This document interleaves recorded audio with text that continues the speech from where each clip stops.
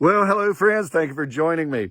In recent days, I have seen on several different social media outlets of people that have turned their back on the church, turned their back, some of them, on Christianity, on God.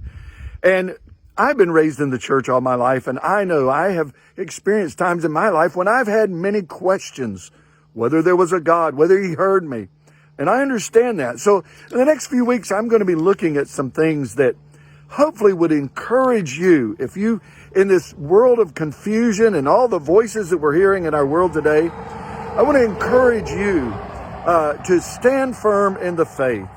Well, I'm here in front of an old building, and the old building has a lot of history. I know the family that lives in this old house, and there's a lot of influences here. And this old house kind of reminds me of a part of the Bible.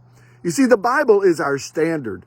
Everything has standards. I think about cars when they first began and how, they didn't have power steering, didn't have power windows. But as the standards of convenience and safety grew, the cars became more expensive, became more valuable.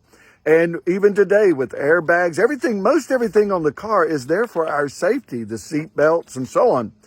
But the standards, the higher the standards, the more comfortable, the more safe that we are. And it's the same way with the Word of God. The Word of God sets high standards, and every religion has standards.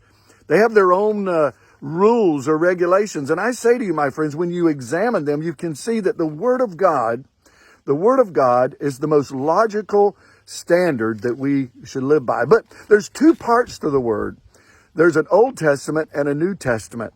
Some people don't like the Old Testament. There's a lot of value in the Old Testament because it's there where we find the history, the beginning of mankind, the beginning of the world, the beginning of Israel. And so we look at that, and it's very valuable to us.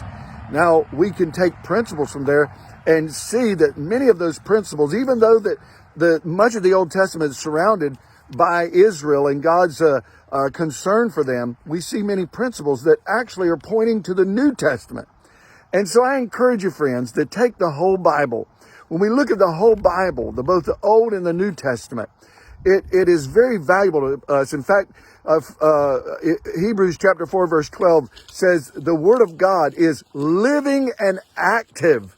It's living and active. It's living and active because it was written by a living God.